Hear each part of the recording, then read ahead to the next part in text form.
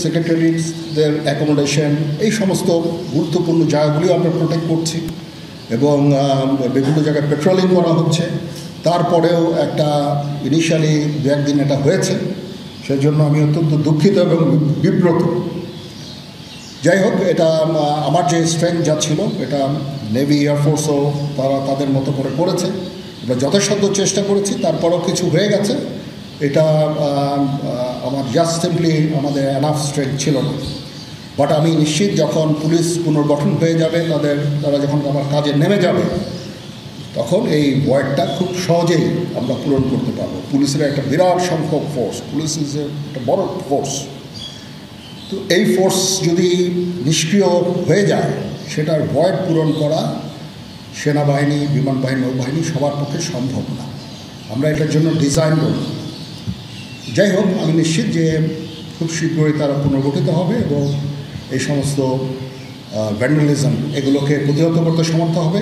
But আমি এটুকু আপনাদের বলছি যে যারা এই সমস্ত কাজে জড়িয়েছে তাদেরকে আমরা আইনের আওতায় আনার সর্বোচ্চ চেষ্টা আমরা করব।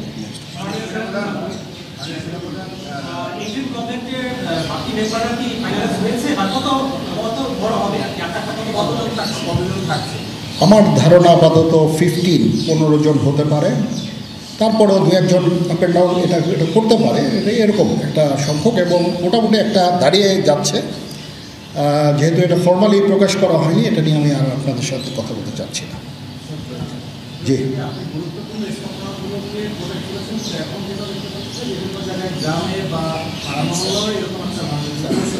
হ্যাঁ হচ্ছে, বাট সংখ্যা অনেক কমে এসেছে। একদিন দুই দিন, প্রথম 1-2 দিনে যেটা হয়েছে সংখ্যা অনেক কমে এসেছে। আমরা আনসার ভিডিপিকেও কাজে লাগিয়েছি এবং আমি তো বললাম যে ছাত্ররা আমাদের সাহায্য করছে বিভিন্ন গ্রামে গঞ্জে। তারা এই কাজগুলোর মাধ্যমে, তাদের উপস্থিতির মাধ্যমে আমাদের সাহায্য করছে এবং বিএনসিসিকেও আমরা এটা করতে আমরা হয়তো এমপ্লয় করবো এই কাজে। আমি আমার যত ফোর্স আছে মিলিটারি সব অল ডিপ্লয়, এবং তারা তাদের সাধ্যমতো এই কাজে নিয়োজিত।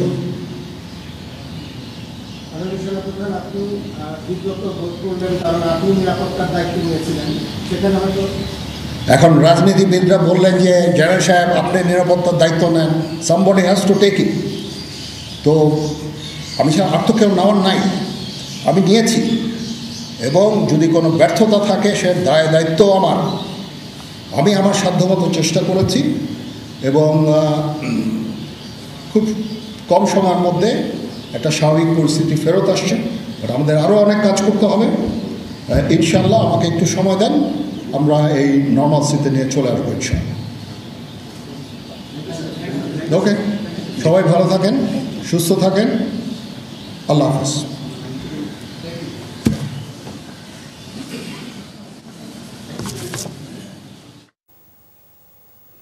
দর্শক, এতক্ষণ সেনা সদরে কথা বলছিলেন সেনাপ্রধান জেনারেল ওয়াকারুজ্জামান। আমরা এতক্ষণ সরাসরি সেখানে ছিলাম। একই সাথে আমন্ত্রণ জানাচ্ছি সব খবরে, সঙ্গে আছি আমি শাওন দত্ত। প্রতিশোধ, প্রতিহিংসা নয়, ভালোবাসা ও শান্তির বাংলাদেশ গড়ে তুলতে সকলকে ঐক্যবদ্ধ থাকার আহ্বান জানিয়েছেন বিএনপি চেয়ারপারসন খালেদা জিয়া। দুপুরে নয়াপল্টনে বিএনপি আয়োজিত সমাবেশে এই আহ্বান জানান তিনি। বলেন, বৈষম্যহীন বাংলাদেশ গড়ে তুলতে হবে। আগামী সমৃদ্ধ বাংলাদেশ তৈরিতে সকলকে সজাগ থাকারও আহ্বান জানান খালেদা জিয়া। এ সময় বিএনপির ভারপ্রাপ্ত চেয়ারম্যান তারেক রহমান বলেন, প্রতিশোধ ও নৈরাজ্য কোনো সমাধান হতে পারে না। বিএনপির নাম ব্যবহার করে কেউ নৈরাজ্য করলে তাদের আইনের হাতে তুলে দেওয়ারও আহ্বান জানান তিনি। তারেক রহমান দেশের মানুষকে আইন নিজের হাতে তুলে না নেওয়ার আহ্বান জানান। বলেন, একটি চক্র ছাড়া পুলিশ দেশের শত্রু নয়। রক্তক্ষয়ী অভ্যুত্থানের মাধ্যমে আয়নাঘর মুক্ত বাংলাদেশ গড়ায় ছাত্র জনতাকে বিরচিত অভিনন্দন জানান তারেক রহমান।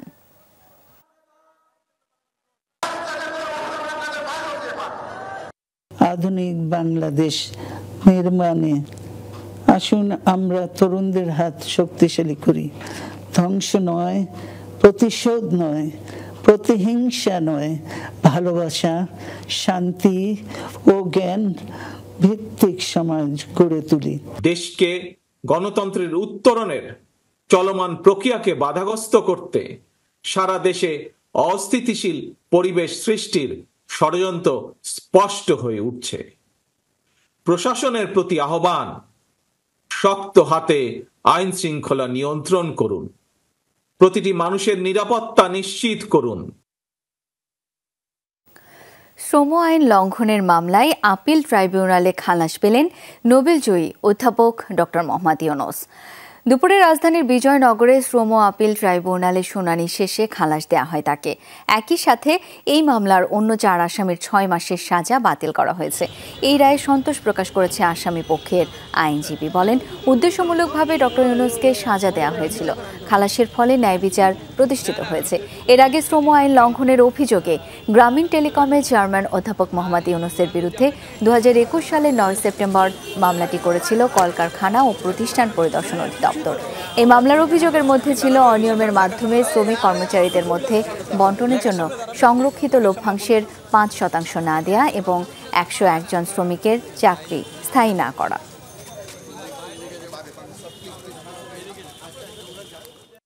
আমরা অবশ্যই রায় সন্তুষ্ট, কারণ যেখানে আইনের শাসন প্রতিষ্ঠিত হয়েছে আর যেখানে জাতিসংঘ বলেছে ন্যায় বিচারের সাথে প্রতারণা, এই জিনিসটার আজকে সমাধান করে বাংলাদেশের জুডিশিয়ারির মান, ইজ্জত, সম্মান আজকে বিশ্বের সামনে ধরে তোলা হলো। এদিকে আগামীকাল দেশে ফিরবেন অন্তর্বর্তীকালীন সরকারের প্রধান উপদেষ্টা হিসেবে ঘোষিত শান্তিতে নোবেলজয়ী অর্থনীতিবিদ ডক্টর মোহাম্মদ ইউনূস। নির্ভরযোগ্য সূত্রে জানা গেছে, বৃহস্পতিবার দুপুর 2:10 দেশে অবতরণ করবেন তিনি। দেশে ফিরেই উপদেষ্টা পরিষদের সদস্যরা সহ শপথ গ্রহণ করবেন।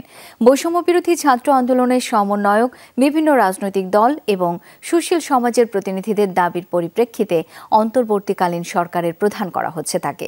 এই প্রসঙ্গে ডক্টর ইউনূস বিভিন্ন আন্তর্জাতিক গণমাধ্যমে বলেছেন, শুধু শিক্ষার্থীদের চাওয়ার কারণেই তিনি রাজি হয়েছেন।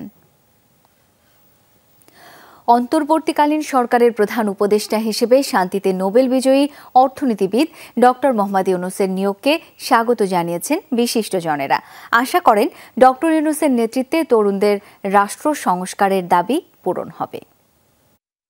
প্রফেসর ইউনূস তো সবারই শ্রদ্ধাভাজন, তার মতো শ্রদ্ধাভাজন, বয়স্ক, অভিজ্ঞ এবং সারা জীবন জনস্বার্থে কাজ করেছেন, তার মতো লোক তো এখন তো আমি বলবো দেশের, সে বোধহয় নিঃসন্দেহে দেশের 1 নম্বর ব্যক্তিত্ব।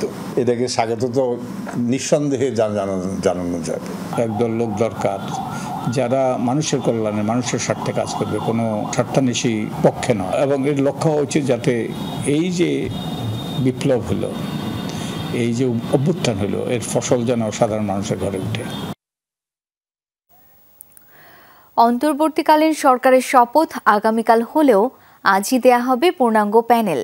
যমুনা টেলিভিশনকে এমনটা জানিয়েছে বৈষম্য বিরোধী ছাত্র আন্দোলনের সমন্বয়করা। এ সময় হাসনাত আব্দুল্লাহ বলেন, সর্বজন গ্রহণযোগ্য ব্যক্তিদের নিয়েই সরকার গঠন করা হবে। যিনি যেই সেক্টরে অভিজ্ঞ তাকে সেই সেক্টরের দায়িত্ব দেয়া হবে। আমরা আশা করছি তিনি রাতে ফিরবেন অথবা আগামীকালকে ভোরের মধ্যেই তিনি ফিরবেন। সেই জায়গা থেকে আমাদের যে শপথ গ্রহণের যে প্রক্রিয়াটি সেটি আগামীকালকে হয়তো হতে পারে, কিন্তু এই যে পূর্ণাঙ্গ যে প্যানেল সেটি আমরা আজকেই দিয়ে দিব। আমরা যে প্যানেলটাকে প্রস্তাব করতে যাচ্ছি বা প্যানেলটা কালকে প্রকাশ করতে যাচ্ছি, সেই প্যানেলটা হবে সর্বজন গ্রহণযোগ্য। কারণ আমরা দেখেছি গত 16 বছর ধরে আমাদের যে ইনস্টিটিউশনসগুলো রয়েছে সেগুলোকে ভেঙে দেওয়া হয়েছে, যাতে এই ইনস্টিটিউশনসগুলোর প্রতি মানুষের আশ্বাস আসে, বিশ্বাস আসে, যার কারণে প্রত্যেকটি যেই জায়গায় যে বেস্ট তাকে সেই জায়গায় দেওয়া হবে।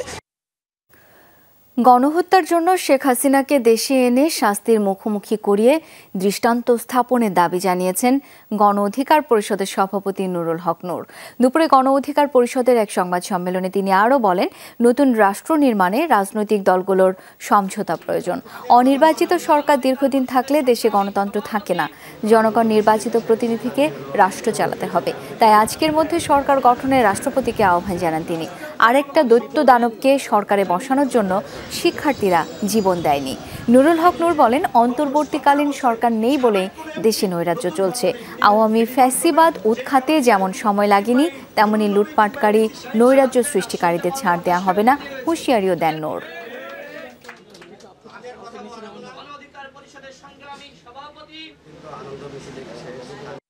ভারতের সাথে দেন দরবার চালিয়ে শেখ হাসিনাকে বাংলাদেশে ফিরিয়ে আনতে হবে।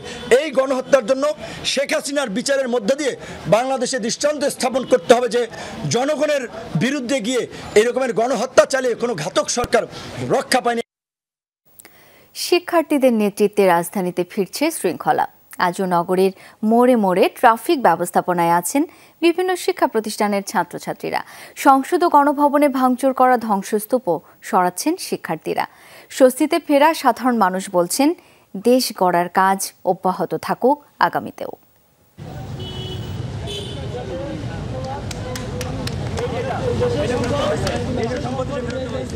শেখ হাসিনা দেশ ত্যাগের দুদিন পরও গণভবনের চারপাশ ঘিরে এমন উৎসুক জনতার ভিড়। কেউ এসেছেন এক নজর সরকার প্রধানের বাড়ি দেখতে, তো কেউ এসেছেন ধ্বংসযজ্ঞ দেখতে। আবার অনেকে ফেরত দিয়ে যাচ্ছেন লুটপাট হওয়া জিনিসপত্র। তবে সেনাবাহিনীর কড়া প্রহরা থাকায় কেউই ঢুকতে পারছেন না ভিতরে। মঙ্গলবার সংসদ ভবন এলাকায় ধ্বংসস্তূপ পরিষ্কারে নেমেছিল 1.5 শতাধিক শিক্ষার্থী। আজ সকালে তারা নামেন গণভবনের চারপাশের এলাকায়। আমার বাচ্চা একটা বই পাইছিল টুকাইয়া, বুঝছেন, সেই ক্ষেত্রে আমি বললাম যে টেকনিকে নিয়ে আসো। বাবা আমি রাস্তায় পাইছি, আমি নিয়েছি, তা আমি নিজে আইনা ফেরত দিয়ে দিলাম। জামা কাপড় নিয়েছিলাম, যেদিন নিয়ে গেছি আসলে জোসের ঠেলায় নিয়ে গেছি, বুঝতে পারিনি। সরকারি অফিসে ঢুকে লুটপাট করা এটা জঘন্য অপরাধ হয়েছে। আমরা চাচ্ছি না গণভবনের জিনিসগুলো বাইরে আছে, এইটা আসলে আমরাই ক্ষতি করছি, আমাদেরই জিনিসগুলো ফেরত দেওয়া উচিত, বিকজ এটা আমরা চাইনি। আমরা আগে জিনিসপত্রগুলো সব আলাদা করি, তারপরে আমরা যেগুলো ভালো জিনিস সেগুলো যাতে আমরা ভিতরে পাঠিয়ে দিই। আমরা যে রাস্তাটা এটা ক্লিন করে আমরা চাবো যে 1-2 দিনের মধ্যে যাতে রাস্তাটা খুলে দেওয়া হয়। গ্রুপ একটা তৈরি করছে যে কারো বাসায় যদি কোনো কিছু থাকে ওগুলো আমরা নিজেরা নিয়ে আসতেছি। রোদে পুড়ে বৃষ্টিতে ভিজে রাস্তার শৃঙ্খলা ফেরানোর কাজেও শিক্ষার্থীরা তৎপর। প্রতিটি মোড়ে মোড়ে দায়িত্ব পালন করছেন বিভিন্ন কলেজ ও বিশ্ববিদ্যালয়ের ছাত্রছাত্রীরা। আনসাররাই মূলত এখন এখানে দায়িত্ব পালন করছেন। ওনাদের সহযোগী হিসেবে ট্রাফিক সিগন্যালে শৃঙ্খলা বজায় রাখতে স্কাউটরা এখানে কাজ করছে। জরুরি ভিত্তিক যেসব গাড়িগুলো আছে, অ্যাম্বুলেন্স, ফায়ার সার্ভিস এবং সেনাবাহিনীর গাড়িকে সর্বোচ্চ প্রায়োরিটি দিচ্ছি। যতদিন না ট্রাফিক পুলিশ নিয়োজিত হবে ততদিন আমরা এই কাজটা আমরা করে যাব, কন্টিনিউ করে যাব। তো দিলেই যে দায়িত্ব করতে হবে এমন কিন্তু না, নিজের বাসা মনে করে, নিজের দেশ মনে করে যদি আমরা দায়িত্বটা নিতে পারি তবেই কিন্তু আমরা সুন্দর বাংলাদেশ গড়ে তুলতে পারবো। বুধবার থেকে রাজধানী সড়কে বেড়েছে যানবাহনের চাপ, যা সামলাতে শিক্ষার্থীদের পাশে সহায়তার হাত বাড়িয়েছে রেড ক্রিসেন্ট ও আনসার বাহিনী। কোথাও কোথাও দেখা গেছে ফায়ার সার্ভিস সদস্যদেরও। পরিস্থিতি স্বাভাবিক হয়ে আসায় স্বস্তি ফিরেছে জনমনে। ভয় ছিল মনে, কি হয় না কি হয়, কি হইতেছে কি হয়। এখন তো আল্লাহর মতো ভালোই যাচ্ছি, কোনো সমস্যা হচ্ছে না। স্টুডেন্টরা এইভাবে যদি থাকে তাহলে পরিস্থিতি ভালো থাকবে এবং লোকজন একটু স্বস্তি পাবে। আমাদের ঢাকা শহরে আমাদের 16টা স্পটে 90 জন ভলেন্টিয়ার স্বেচ্ছাসেবক, তারা স্বেচ্ছায় কাজ করছে। দেশের উন্নয়নমূলক কাজের জন্য, আইন শৃঙ্খলা রক্ষা করার জন্যই আমরা এই কাজগুলো এখন সমাধা করার জন্য চেষ্টা করে যাচ্ছি। এদিকে বেপরোয়াভাবে ফার্মগেট থেকে বিমানবন্দরে ঢাকা এলিভেটেড এক্সপ্রেসওয়েতে চলছে সিএনজি, অটোরিকশা, বাইক। এসব নিয়ন্ত্রণ না করলে বাড়তে পারে দুর্ঘটনা, এমনটাও আশঙ্কা অনেকের। লামিয়া তিথি, যমুনা নিউজ, ঢাকা। আগামী 24 ঘন্টার মধ্যে সকল পুলিশ সদস্যকে নিজ নিজ কর্মস্থলে রিপোর্ট করার নির্দেশ দিয়েছেন পুলিশের নবনিযুক্ত মহাপরিদর্শক মোহাম্মদ মইনুল ইসলাম। দায়িত্ব গ্রহণের পর প্রেস ব্রিফিং করে এই নির্দেশ দেন। বলেন, ক্ষতিগ্রস্ত থানায় না গিয়ে ইউনিটে যোগ দিতে হবে। সকল পুলিশ সদস্যকে 8 আগস্ট সন্ধ্যার মধ্যে স্ব পুলিশ লাইন্স দপ্তর, পিওএম ও ব্যারাকে ফেরার নির্দেশ দেন তিনি। আইজিপি বলেন, এই পরিস্থিতির জন্য পুলিশের যেসব উচ্চাভিলাষী কর্মকর্তা দায়ী তাদের বিরুদ্ধে আইনগত ব্যবস্থা নেওয়া হবে। অনেক পুলিশ সদস্যের কষ্ট ও ক্ষোভ আছে উল্লেখ করে তিনি বলেন, সেগুলো পূরণের কাজ শুরু হয়েছে।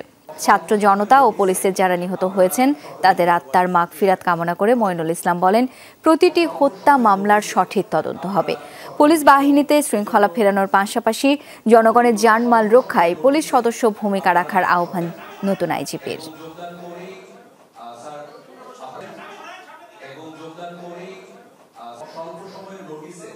সকল সদস্যকে আগামী 24 ঘন্টার মধ্যে, আগামীকালকের মধ্যে স্ব ইউনিটে রিপোর্ট করতে হবে।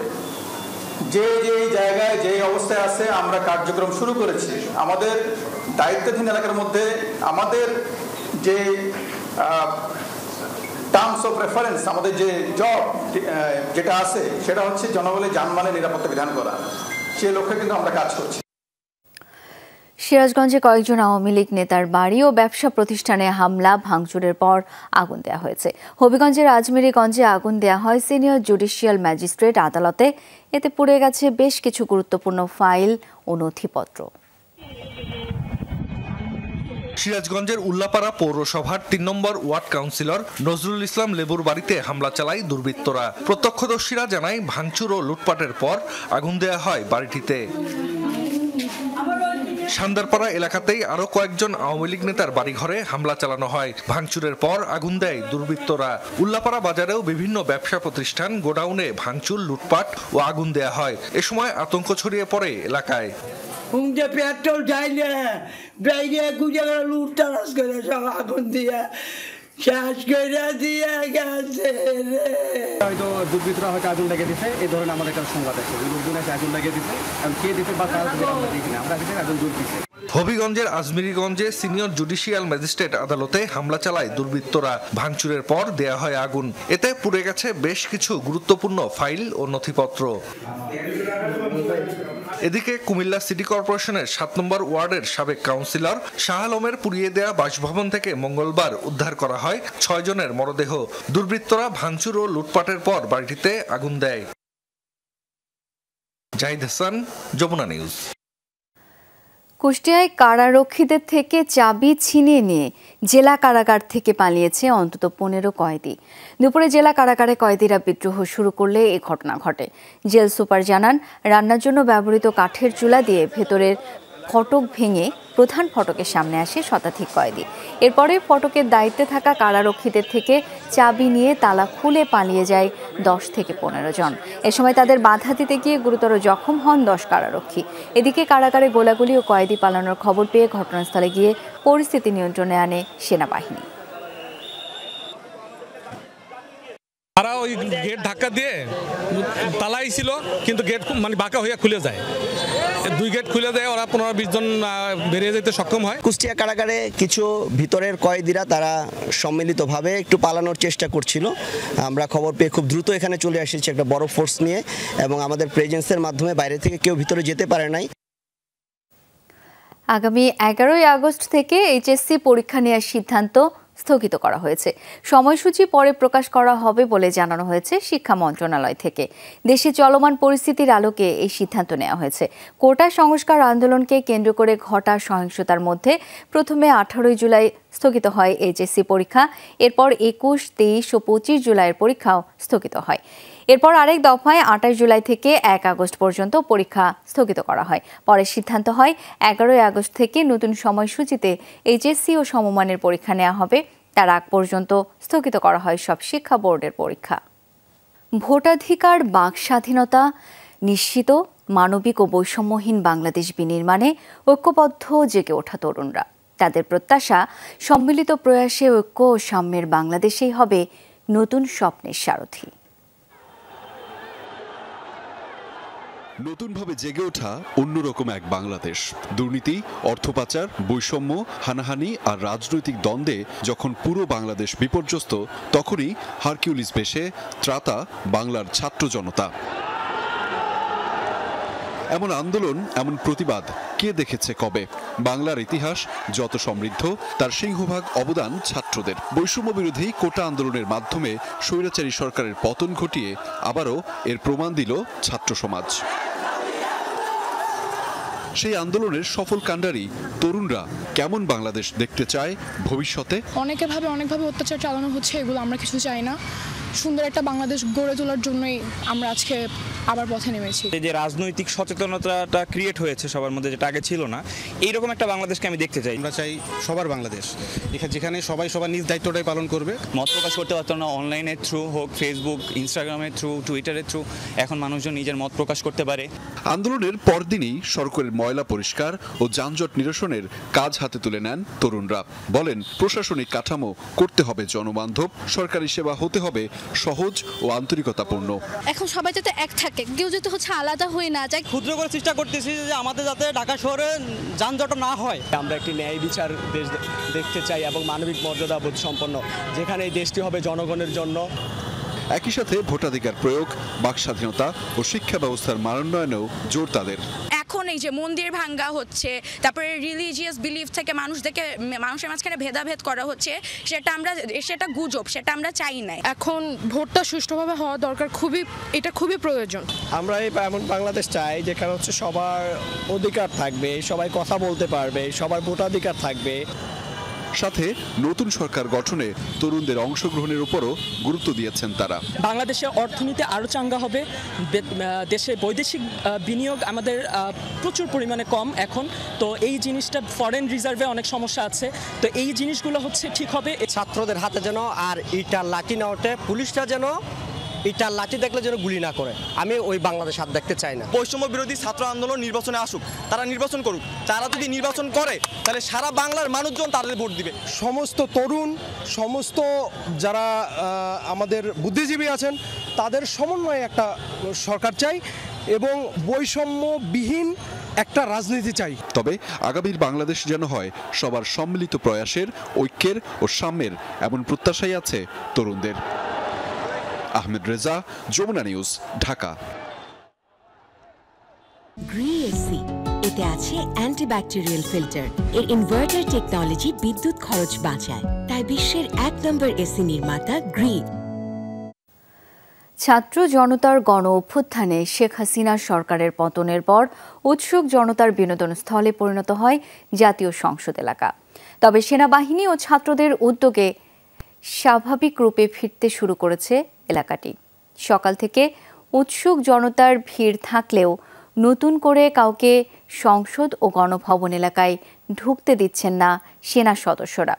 একই সঙ্গে এলাকাটিতে পরিষ্কার পরিচ্ছন্নতা কার্যক্রম পরিচালনা করছে ছাত্ররা। বিপুল মানুষের সমাগমের কারণে সংসদ এলাকায় প্রচুর আবর্জনা জমে যায়।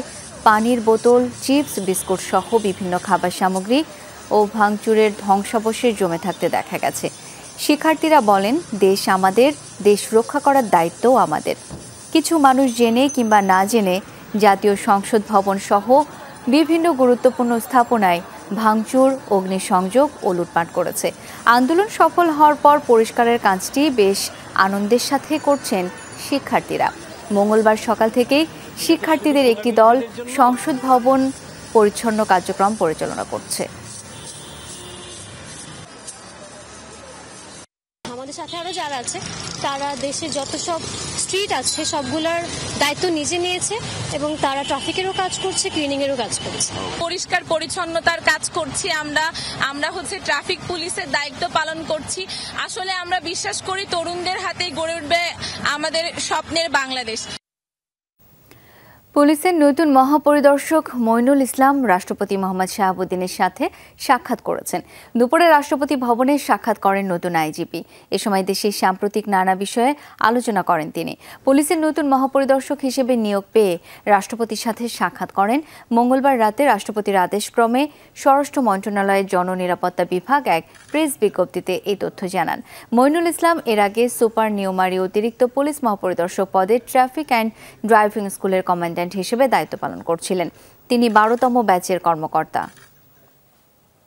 নিজেদের ভুল ত্রুটি কাটিয়ে ওঠে একত্রিতভাবে সুশৃঙ্খলতার সাথে দুর্যোগকে মোকাবেলা করা এবং তা করতে হবে এখনই। কিছু দুর্বৃত্তের সংঘবদ্ধ আক্রমণের শিকার হয়ে বাংলাদেশ পুলিশের সকল পর্যায়ে একটা শূন্যতা দেখা দিয়েছে। যে দুর্যোগ আমরা মোকাবেলা করছি, ইনশাআল্লাহ আমরা এটা কাটিয়ে উঠব এবং আমরা আবারও আমাদের মর্যাদা নিয়ে সমাজ ও রাষ্ট্রে আমাদের সক্ষমতাকে প্রমাণ করব।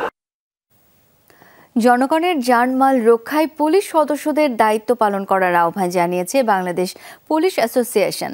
দুপুরে পুলিশ অ্যাসোসিয়েশনের হলরুমে সংবাদ সম্মেলনে কথা বলেন সংগঠনের নতুন সভাপতি আব্দুল্লাহ হেল বাকি। উপস্থিত ছিলেন নতুন সাধারণ সম্পাদক দাউদ হোসেন ও সাবেক সভাপতি এবং বর্তমান কমিটির উপদেষ্টা মাহবুবুর রহমান। তারা বলেন, পুলিশের কর্মবিরতি পালনের কোনো সুযোগ নেই, পুলিশের দায়িত্ব অন্য কোনো বাহিনী পালন করতে পারে না। বিগত সরকার পুলিশকে রাজনৈতিক কারণে ব্যবহার করেছে অভিযোগ করে অ্যাসোসিয়েশনের নেতারা বলেন, পুলিশের ঊর্ধ্বতন কর্মকর্তারা পেশাদারিত্বের বদলে সরকারের লেজুর বৃত্তি করেছেন, যার ফলে পুলিশ বাহিনীর বড় ক্ষতি হয়ে গেল। এখান থেকে ঘুরে দাঁড়াতে পুলিশের সকল সদস্যদের ঐক্যবদ্ধ থাকার আহ্বান জানায় নতুন কমিটি। গতকালকে ঢাকা শহরের বিভিন্ন জায়গাতে অনেক বড় বড় ক্রাইম হয়ে গেছে, আর সারা দেশের কথা তো আপনারা সবই অবগত। It is because of lawlessness, একটা আইনগত শূন্যতা তৈরি হয়েছে। পুলিশের অনুপস্থিতি এটার জন্য সবচেয়ে বড় কারণ। যে সকল পুলিশ সদস্যগণ খুনি হাসিনা সরকারের আজ্ঞাবহ হিসেবে পুলিশ বাহিনীকে জনগণের প্রতিপক্ষ হিসেবে দাঁড় করিয়েছে, তারা প্রায় সকলেই আজ গা ঢাকা দিয়ে আছে। রাজধানীর 50টি থানার নিরাপত্তার দায়িত্বে মোতায়েন রয়েছে আনসার ও গ্রাম প্রতিরক্ষা বাহিনী, তবে থানা থেকে আপাতত মিলছে না কোনো সেবা। প্রতিটি থানায় তালা দিয়ে শুধু নিরাপত্তার দায়িত্বে রয়েছেন 8-10 জন আনসার সদস্য। চলমান অস্থিরতায় থানাতে ভাঙচুর, অগ্নিসংযোগ হওয়ায় পুলিশ সদস্যরা থানা থেকে চলে যান। এই অবস্থায় থানার নিরাপত্তায় আনসার সদস্য মোতায়েন করা হয়েছে। এদিকে ছাত্রদের পাশাপাশি শহরের ট্রাফিকের দায়িত্ব পালন করছেন আনসার সদস্যরা। দেশের এই পরিস্থিতিতে দায়িত্ব পালন করতে পারায় আনন্দিত আনসার বাহিনী। দায়িত্ব দিচ্ছি আমরা আসছি, আর এটা নিরাপত্তার দায়িত্ব আপাতত আর কি। এখানকার যে প্রশাসনিক কার্যক্রম সেটা আমাদের কাছে কোনো কিছু নেই। আসলে খুবই আনন্দিত লাগছে যে দেশের দুর্যোগপূর্ণ সময় আমরা কাজে লাগছি। এটা খুবই আনন্দের বিষয় আমাদের কাছে যে দেশের জন্য তো আমরা করতেছি। যত দ্রুত সম্ভব পুলিশের রিফর্ম দরকার। পরিস্থিতি যেহেতু এখন মোটামুটি স্থিতিশীল হয়েছে, তো এখন দরকার আসলে প্রশাসন দরকার। যদিও স্টুডেন্টরা সুন্দরভাবে কন্ট্রোল করছে সবকিছু, তারপর আমার মনে হয় এখন প্রশাসন মাঠে নামা অবশ্যই দরকার। আইন শৃঙ্খলা বাহিনী ছাড়া দেশ চলতে পারে না। আমরা পাবলিক চলতে পারবো না আইন শৃঙ্খলা বাহিনী ছাড়া। পুলিশে যেভাবে হোক কাজে নিয়োজিত করানোর ব্যবস্থা করার দরকার।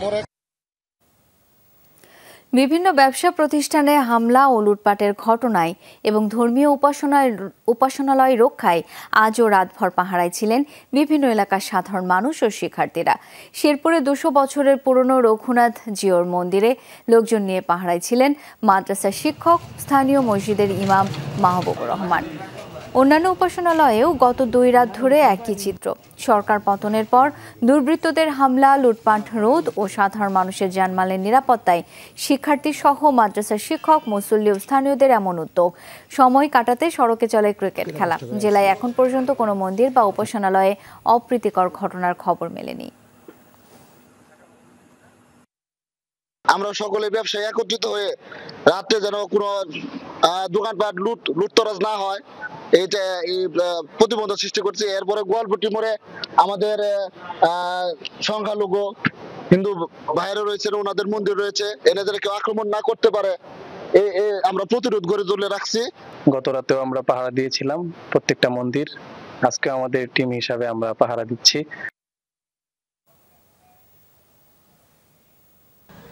কুমিল্লা নগরের বেশ কয়েকটি মন্দিরে গতরাতেও পাহারা ছিল মাদ্রাসার শিক্ষার্থী, শিক্ষক সহ বিভিন্ন রাজনৈতিক দলের নেতাকর্মীদের। রাত 10টা থেকে কান্দিরপাড়, কাপ্তায়নী কালীবাড়ি, রাজরাজেশ্বরী কালীবাড়ি ও রাম ঠাকুর আশ্রমে ছিল কড়া পাহারা। গির্জাগুলোতেও ছিল নিরাপত্তা, তবে চলমান সহিংসতায় এখনও আতঙ্কে ভিন্ন ধর্মাবলম্বীরা।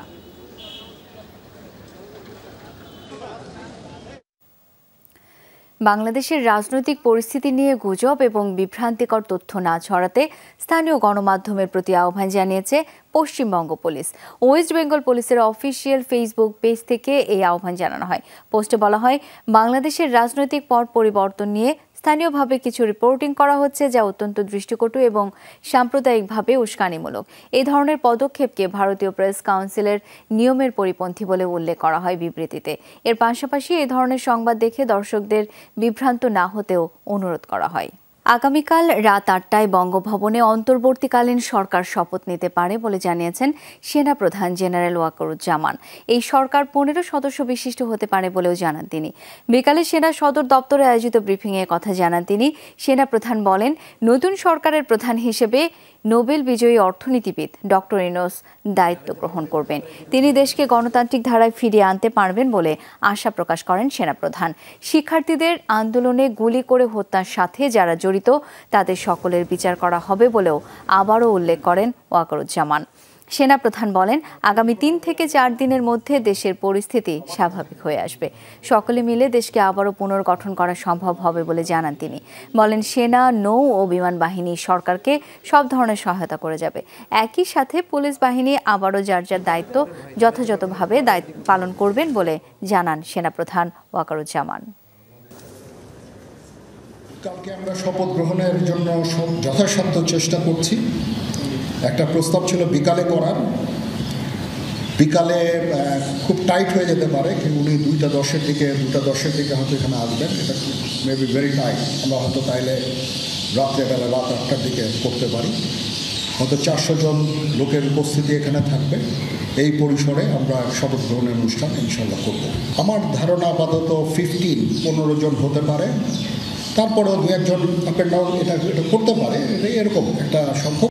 বাংলাদেশের উদ্দেশ্যে রওনা হয়েছেন অন্তর্বর্তী সরকারের প্রধান উপদেষ্টার দায়িত্ব পাওয়া নোবেলজয়ী ডক্টর মোহাম্মদ ইউনূস। স্থানীয় সময় বুধবার দুপুরে প্যারিসের চার্লস ডি গল এয়ারপোর্টে প্রবেশ করেন তিনি। কড়া নিরাপত্তায় তাকে এয়ারপোর্টের ভেতরে নেওয়া হয়। এরপরই অভিবাসন সংক্রান্ত বিভিন্ন প্রক্রিয়া সম্পন্ন করেন ডক্টর ইউনূস। এ সময় গণমাধ্যমকে এই নোবেলজয়ী অর্থনীতিবিদ জানান, দেশে ফিরে চলমান সংকট সমাধানে সবাইকে সাথে নিয়ে ঐক্যবদ্ধভাবে কাজ করতে আগ্রহী তিনি। এই কাজে সবার সহযোগিতা চান ডক্টর ইউনূস। বৃহস্পতিবার দুপুরে দেশে ফেরার কথা তার, আর রাত 8টায় অন্তর্বর্তী সরকারের প্রধান উপদেষ্টা হিসেবে দায়িত্ব গ্রহণ করবেন তিনি। I'll roll and talk to them. I'm just fresh in this whole area. Thank you. Thank you very much. Thank you.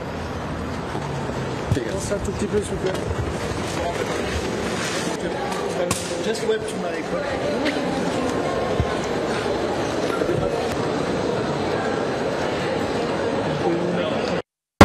Yes, I'm looking forward to going back home and see what's happening there and how we can organize ourselves to get out of the trouble that we are in. Thank you very much. দীর্ঘদিন নিখোঁজ থাকা বা গুম হওয়াদের সন্ধানে আজও সামরিক গোয়েন্দা সংস্থা DGFI কার্যালয়ের সামনে ভিড় করেছেন স্বজনরা। দাবি, লোকমুখে আয়নাঘর নামে পরিচিত গোয়েন্দা সংস্থার বিশেষ স্থানে আছেন তাদের স্বজন। দুপুরে রাজধানীর কচুক্ষেতে DGFI কার্যালয় থেকে বের হয়ে এই দাবি জানান মায়ের ডাক সংগঠনের সমন্বয়ক সানজিদা ইসলাম। বিভিন্ন সংস্থার ডিটেনশন সেলে আটকে থাকাদের মুক্তি দিতে তদন্ত কমিশন গঠনের দাবিও জানিয়েছেন তিনি। বলেন, সেনা প্রধানের সাথে সাক্ষাতের সময় চাওয়া হয়েছে, তার সাথে গুমের শিকার পরিবারগুলো দেখা করবে। সরকার পতনের পর এরই মধ্যে আয়নাঘর থেকে সাবেক ব্রিগেডিয়ার আব্দুল্লাহিল আমান আজমি ও ব্যারিস্টার আহমেদ বিন কাশেম আরমান সহ কয়েকজন মুক্তি পেয়েছেন। মায়ের ডাকের দাবি, শেখ হাসিনা সরকার ক্ষমতায় টিকে থাকতে এসব মানুষকে গুম করেছিল। এ ঘটনায় জড়িতদের শাস্তিও দাবি জানায় মায়ের ডাক। আমার ছেলেরা আমরা কোথাও খোঁজাখুঁজি করে পাই নাই। মিন্টু রোডে অনেকবার গেছি 2013 নভেম্বরে, বাট আমরা এখনো কোনো খোঁজ পাইনি। অনেক জায়গায় নিজের ব্যবসা প্রতিষ্ঠান থেকে নিয়ে গেছে ভাই। টাকার জন্য 10 কোটি টাকা চেক দিয়েছে আমার আব্বুকে, এখন পর্যন্ত পাই না। তাদেরকে মুক্ত না করা হলে আমরা আবার চূড়ান্ত আন্দোলনে ডাক দিতে বাধ্য হব। একটা ইনভেস্টিগেশন কমিশন যেন গঠন করে এবং সেই জন্য আর্মি চিফের কাছে যাব। আমরা এই অ্যাপয়েন্টমেন্টের জন্য আমরা ওয়েট করছি এবং আর্মি চিফের কাছে আমরা সবগুলা ভিকটিম ফ্যামিলি যাব, উনি আমাদের কথাটা শুনবেন। অ্যাটর্নি জেনারেল পদ থেকে পদত্যাগ করলেন AM আমিনুদ্দিন। ব্যক্তিগত অসুবিধার কারণ দেখিয়ে দুপুরে রাষ্ট্রপতি বরাবর পদত্যাগপত্র জমা দেন তিনি। পদত্যাগপত্রে তিনি অ্যাটর্নি জেনারেল হিসেবে নিয়োগের জন্য কৃতজ্ঞতা প্রকাশ করেন। একই সাথে নিষ্ঠার সাথে দায়িত্ব পালনের চেষ্টা করেছেন বলে উল্লেখ করেন। 2020 সালের 8 October AM Aminuddin attorney general হিসেবে নিয়োগ পান। সুপ্রিম কোর্ট আইনজীবী সমিতির সাবেক সভাপতি আমিনুদ্দিন 2 মেয়াদে সমিতির সম্পাদক পদেও ছিলেন। মৌলভীবাজারের কুলাউড়া উপজেলায় জন্মগ্রহণ করেন আমিনুদ্দিন। দেশের বাইরের একটি খবর, ইয়াহিয়া সিনোয়ারকে হামাস প্রধান নির্বাচিত করার পর বিশ্বের বিভিন্ন জায়গায় বিজয় মিছিল ও আনন্দ উদযাপন করা হয়েছে। মঙ্গলবার দক্ষিণ লেবাননের সায়দায় বিজয় র্যালি বের করেন অঞ্চলটির বাসিন্দারা। মোটরসাইকেল গাড়িতে করে ফিলিস্তিনের পতাকা হাতে নিয়ে বিজয় মিছিলে অংশ নেয় শত শত মানুষ। নেচে গেয়ে উল্লাসে মেতে ওঠেন তারা, জানান ফিলিস্তিনিদের প্রতি সহমর্মিতা। এ সময় গাজায় ইসরায়েলি আগ্রাসনের প্রতিবাদও করেন তারা। মঙ্গলবার ফিলিস্তিনি স্বাধীনতাকামী সংগঠনটির রাজনৈতিক শাখার প্রধান হিসেবে নির্বাচিত করা হয় ইয়াহিয়া সিনোয়ারকে। রংপুরের আবু সাইদকে দ্বিতীয় স্বাধীনতা যুদ্ধের মহান নায়ক হিসেবে আখ্যা দিলেন জামায়াতে ইসলামের আমির ডাক্তার শফিকুর রহমান। তিনি বলেন, আবু সাইদ নিজেই একটি ইতিহাস, তার সাথে কারো ইতিহাস জোড়া দেওয়ার প্রয়োজন নেই। দুপুরে পীরগঞ্জে আবু সাইদের কবর জিয়ারত শেষে সাংবাদিকদের সাথে আলাপকালে এই মন্তব্য করেন। তিনি বলেন, আবু সাইদের মৃত্যুর মধ্য দিয়েই এই দেশ দ্বিতীয়বার স্বাধীন হয়েছে। ফ্যাসিবাদের পতন হয়েছে। বৈষম্যহীন ন্যায়ভিত্তিক রাষ্ট্র ও সমাজ বিনির্মাণে শিক্ষার্থীদের সাথে ঐক্যবদ্ধভাবে কাজ করার কথা জানান জামায়াতের আমির। এর আগে হেলিকপ্টারে সেখানে পৌঁছান ডাক্তার শফিকুর রহমান। আবু সাইদের পরিবারের পাশে থাকার ঘোষণা দিয়ে নগদ 1 লাখ টাকা প্রদান করেন। এ সময় তার সাথে জামায়াতের কেন্দ্রীয় স্থানীয় নেতৃবৃন্দ উপস্থিত ছিলেন। যারা আত্মত্যাগ করেছে, যারা দুনিয়া থেকে বিদায় নিয়েছে, যারা পঙ্গু হয়েছে, তাদের সকলের প্রতি আমরা গভীর শ্রদ্ধা নিবেদন করছি। যারা নিহত হয়েছে তাদেরকে শহীদ হিসেবে কবুল করার জন্য আল্লাহর দরবারে দোয়া করছি। আমরা এসেছিলাম আমাদের নৈতিক ঋণ পরিশোধ করতে, এই পরিবারের প্রতি, এই এলাকার মানুষের প্রতি।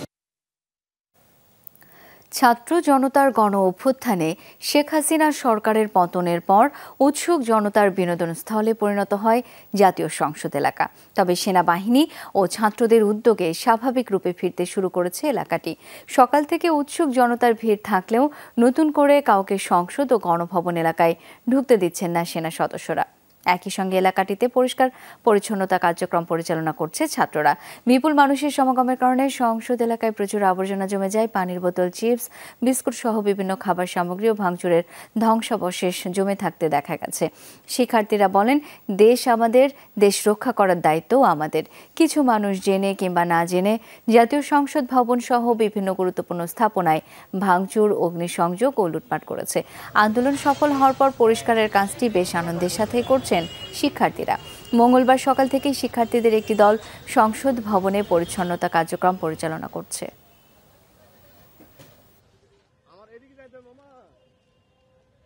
একটা জায়গা দিবে, যে জায়গায় আমরা সিকিউরলি এগুলো রেখে আবার সুন্দর করে ঢেকে দিয়ে যাব। আরো জিনিস যদি আসে তারা এখানে জমা করবে বা একবারে ওখানে তারা ট্রান্সফার করে দেবে আর কি। গ্রুপ একটা তৈরি করছে যে কারো বাসায় যদি কোনো কিছু থাকে ওগুলো আমরা নিজেরা নিয়ে আসতেছি। আমরা আগে জিনিসপত্রগুলো সব আলাদা করি, তারপরে আমরা যেগুলো ভালো জিনিস সেগুলো যাতে আমরা ভিতরে পাঠিয়ে দিই। আমরা যারা স্টুডেন্টরা আছি সবাই মিলে এখন ট্রাফিকের দায়িত্ব পালন করছি এবং যে মালামালগুলো আছে এগুলো আমরা নিরাপদ স্থানে লিস্ট করে রাখার চেষ্টা করছি। নিরাপত্তাহীন রাজশাহী চিড়িয়াখানায় ঢুকে বিভিন্ন প্রজাতির কয়েকশো পাখি ও প্রাণী নিয়ে গেছে দুর্বৃত্তরা। চিড়িয়াখানার সংশ্লিষ্টরা বলছেন, গতকাল রাতে দুর্বৃত্তরা বিভিন্ন সরঞ্জাম, পুকুরের মাছ ও একটি শকুন এবং বিভিন্ন প্রজাতির কয়েকশো পাখি নিয়ে চলে গেছে। লুটপাটের খবর পেয়ে এগিয়ে আসেন কোটা সংস্কার আন্দোলনকারী শিক্ষার্থীরা। নিরাপত্তা জোরদারে রাতেই সেনা সদস্যরা সেখানে যান। সেনাবাহিনী ও শিক্ষার্থীরা আসার পরে স্থানীয়দের সহযোগিতায় দুর্বৃত্তরা অন্য পশুগুলো নিয়ে যেতে পারেনি। চিড়িয়াখানায় এখন 1.5 শতাধিক হরিণ ও অন্য পশুগুলো সুরক্ষিত রয়েছে। ফাইলপত্র থেকে শুরু করে আমাদের আলমারি, আসবাবপত্র কিচ্ছুই নাই। আসার পরে যেগুলো চিহ্নিত করলাম যে কিছু এর মধ্যে হেলমেট বাহিনীও ছিল, হেলমেট বাহিনীর কিছু দুষ্কৃতিকারী আমরা যাদেরকে শনাক্ত করেছি তারাও ছিল কিছু টোকাই টাইপের, এরা লুটপাট করে নিয়ে গেছে। সারা রাত চিড়িয়াখানায় অবস্থান করি। আমাদেরকে বাংলাদেশ সেনাবাহিনী সর্বাত্মক সহযোগিতা করেছেন। আমরা যতবার তাদেরকে ডেকেছি তারা এসেছেন, আমাদেরকে ইনস্ট্রাকশন দিয়েছেন। সবাই সমন্বয়ে এই জিনিসটা রক্ষা করা হয়েছে, নাইলে হরিণ, মাছ যত যা ছিল ব্যাট জাল নামিয়ে সব মেরে নিয়ে চলে যেত। ভয়াবহ রূপ নিয়েছে যুক্তরাজ্যের মুসলিম ও অভিবাসী বিদ্বেষী দাঙ্গা। পরিস্থিতি সামাল দিতে দেশটির ব্রিস্টল, লিভারপুল, বেলফাস্ট, ম্যানচেস্টার সহ বিভিন্ন শহরে কঠোর অবস্থান নিয়েছে পুলিশ। প্রধানমন্ত্রী কেয়ার স্টারমার জানান, এরই মধ্যে আটক করা হয়েছে 4 শতাধিক ব্যক্তিকে। এছাড়াও অনলাইনে অপতৎপরতা চালানোর অভিযোগে চার্জ গঠন করা হয়েছে অন্তত 100 জনের বিরুদ্ধে। আর এই ছিল আজকের সব খবরের আয়োজন। এতক্ষণ সাথে থাকার জন্য সবাইকে অসংখ্য ধন্যবাদ।